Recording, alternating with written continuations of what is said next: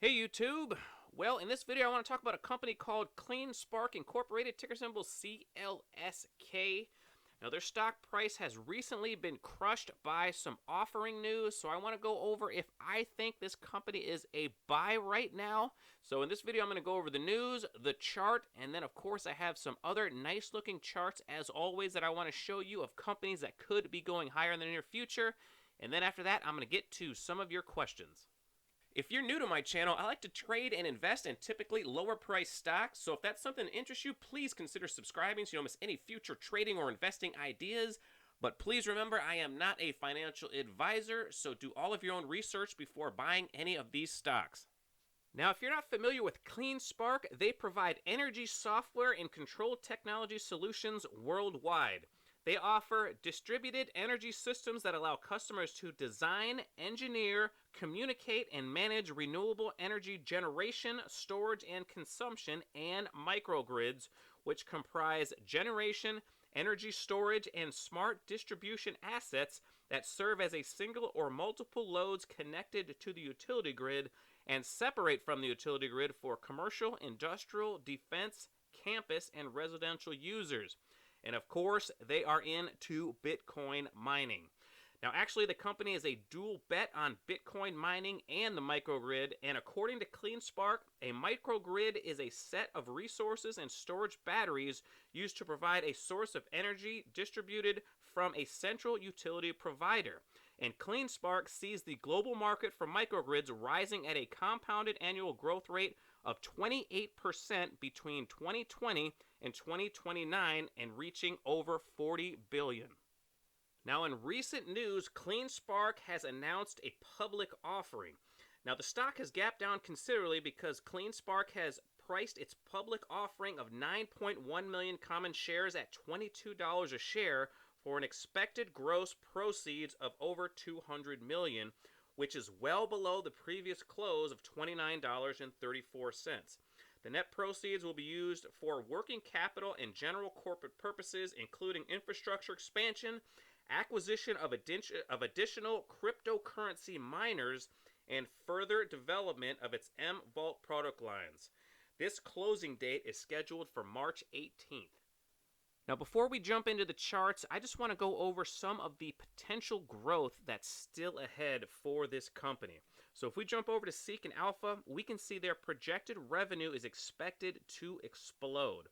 In the year ending September of 2020, they reported a little over $10 million in revenue, but that is expected to skyrocket to $137 million by 2022.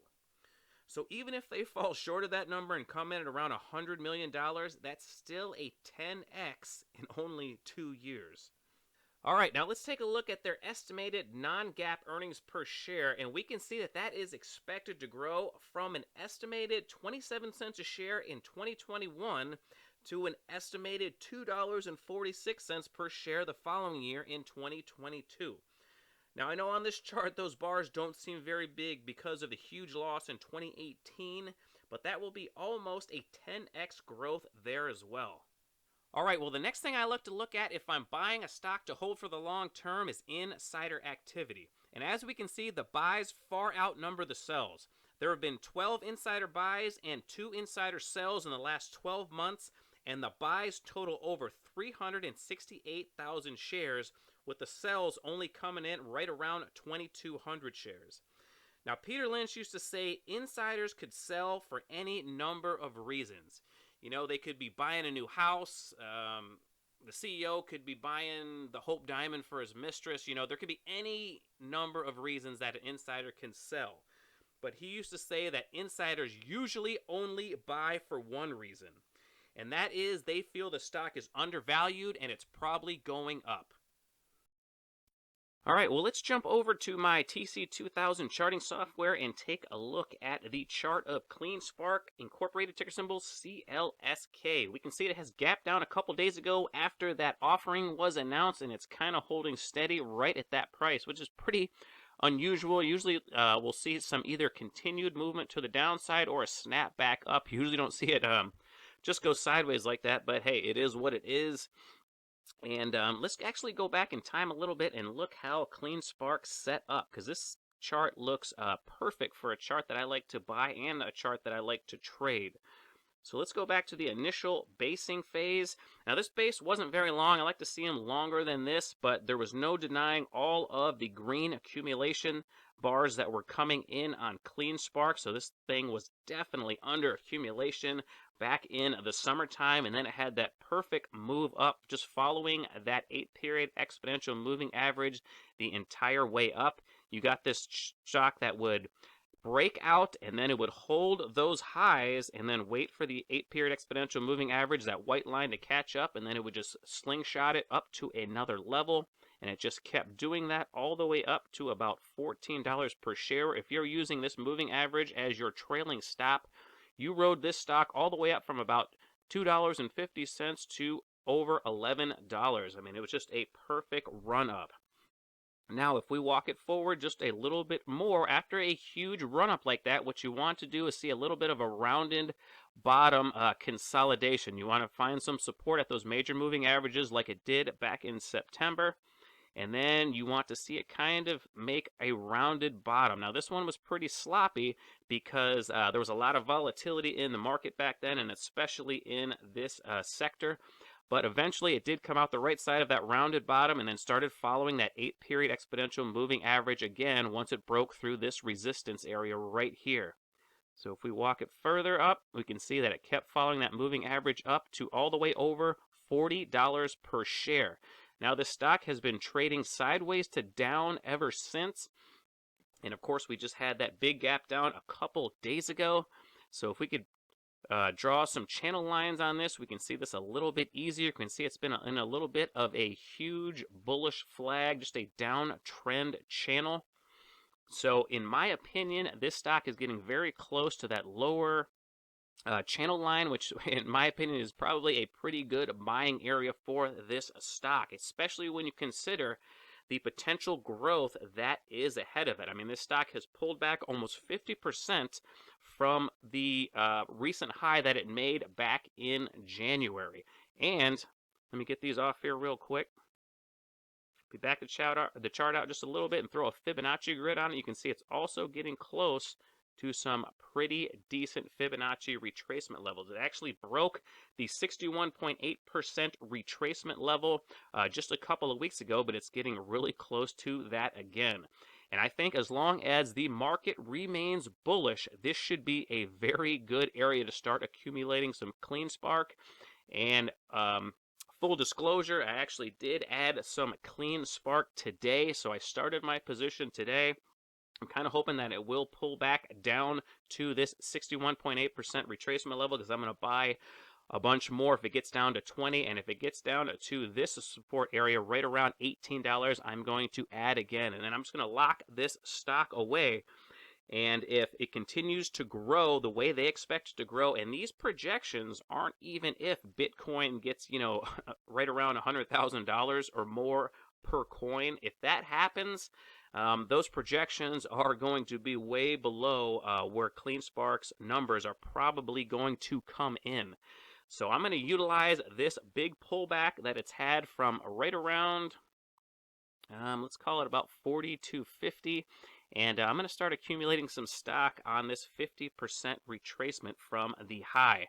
And if it falls a little bit lower, I'm going to continue to add. And I'm just going to lock this one away in my IRA. And if it does realize those huge growth numbers, then this stock is going to be much higher in a couple years. All right, well, let's get into some other nice looking charts. These companies, in my opinion, have some very bullish looking chart patterns, and I think they have a very good chance of being higher in the next coming days and weeks. The first one I want to show you is LPCN. You see, this one is looking like it's moving higher on huge volume. It's coming around the right side of that base. It had a failed breakout and then a deep pullback into those major moving averages when the market was correcting. But now it looks like it is picking up steam again. It's back above the 50-period simple moving average. And what I would like to see on this one is a little bit of a consolidation and then that 8-period exponential moving average catching up to it. And I think this one would have a great chance of slingshotting past the old high right around $2.40. So this one is definitely worth keeping on your watch list in case those circumstances play out. Let's take a look at the next one. Talked about this one a couple of times in the last several videos, and it is still holding the old highs that it made from a couple of days ago, so that is very bullish. The 8-period exponential moving average has almost caught up to it already, so I think Rave Restaurant Group, ticker symbol RAVE, has an outstanding chance if it can still hold these highs for another day or two, if this moving average can catch up, of making a slingshot move past the old high of right around $2.35. So Rave is right on the cusp of breaking out, in my opinion. So this one is definitely worth keeping a sharp eye on. Okay, the next one I want to show you is GNUS. Now this one has been popular for quite some time, I'm assuming since this huge move up that it had back in May, but the stock has kind of went dormant. But it is starting to come around the right side of this rounded bottom, and look what we got going on the last couple of months. We got that volume starting to move back into the stock, and this is a clue. This is what you always see right before a big move up. So it's not necessarily going to have a big move up, but you almost always see this before you get one. So this is the first clue when you're looking for a chart that a company is about to take off. So GNUS is definitely worth keeping on your watch list, and we can see that it's moved up and it's holding that 8-period exponential moving average. It hasn't been a very big move up, so while it is holding that 8-period exponential moving average, that is a bullish sign, but I would like to see it move up just a little bit farther. But there is no denying that this stock is under accumulation right now, and it is poised to break higher. All right, the next one I want to show you is THTX.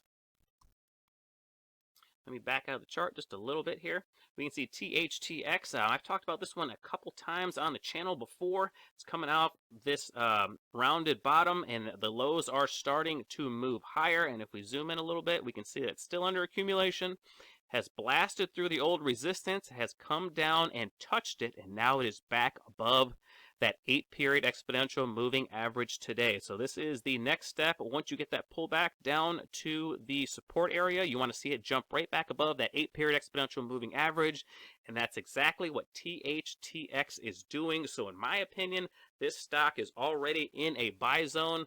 So with a stock like this, if you were buying it today, you'd buy it probably around, say if you got in around 320.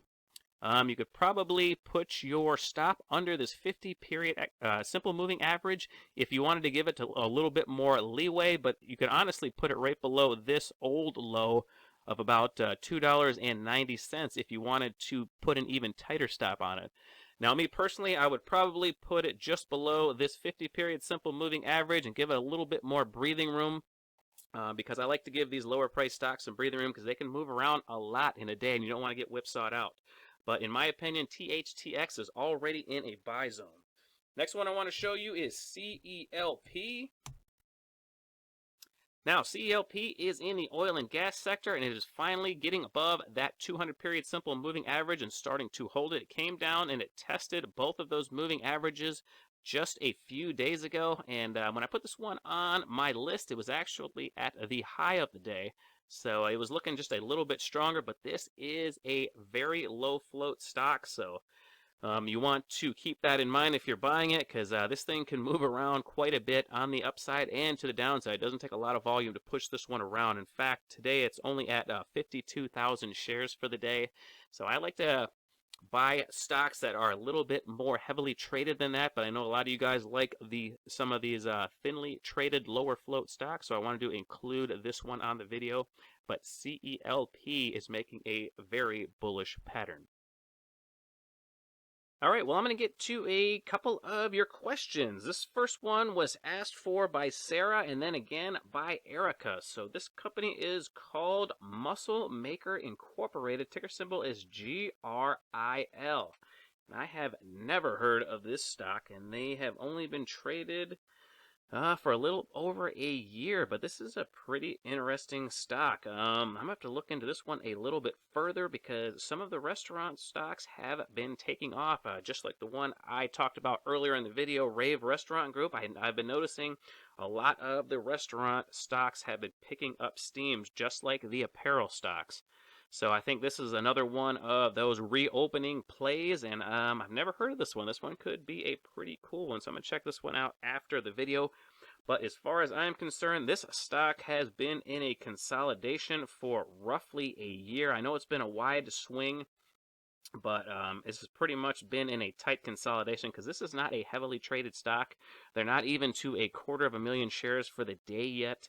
So on these lower float stocks, these thinner traded stocks, you're going to have some wider swings than you would on a normal stock because there's just not enough volume to keep those consolidations super tight. So GRIL, as far as I'm concerned, has been under accumulation, and I'm going to keep this one on my watch list. I'm going to look into it a little bit further, see what I can find out about this company. But as far as the chart pattern goes, I really like it. You got to really like the fact that these lows are starting to rise up, and it's starting to put some pressure on this resistance area. It did have that breakout just a few weeks ago, but then an immediate failure after the market crashed. So this one could be winding up for another breakout chance. So I do like the fact that there's big volume coming in. It isn't overly huge, but these big green bars that you're seeing right here, this is definitely accumulation. There's no denying that. But GRIL looks like an intriguing stock, so thank you for bringing it to my attention. I'm going to put this on my watch list, and I think this thing looks pretty bullish. I think it's poised to break out. All right, well, the last one I want to talk about is TXMD, and this one was brought to my attention by Uman Rosenberg. Uman or Uman? I think it's Uman Rosenberg. Anyway, this stock I've talked about at least once in the past because I still have some drawings on it, and this is a resistance area that it couldn't get above, at least it couldn't stay above it a couple of months ago. But if we zoom in a little bit, we can see that it's starting to find some momentum. This one crashed really hard during the correction that we had just a few weeks ago, but it looks like it's starting to build momentum up again. It's jumped above these moving averages, and it's trying to hold it. Now, of course, this thing is still in a consolidation, so I still think that there's work to do, but you can definitely see that it's been under accumulation.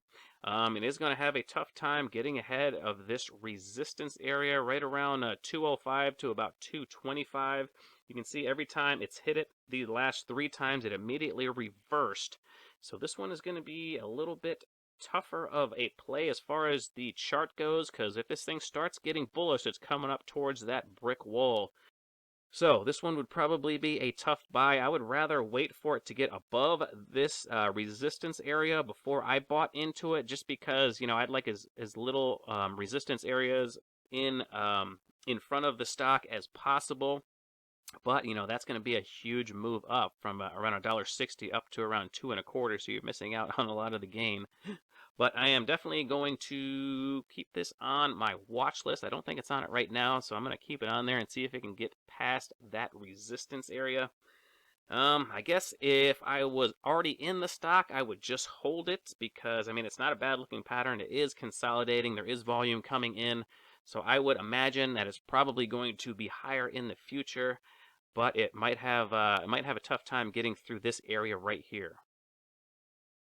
Okay, everybody, that is all I have for this video, so I'm going to end it right there. But if you have any questions or comments about any of these stocks, please leave them down there in the comment section. I will get back to you as soon as I can. Please like the video if you enjoyed it and subscribe to the channel if you haven't already. Thank you so much for watching my video all the way to the end, and until next time, take care, everybody.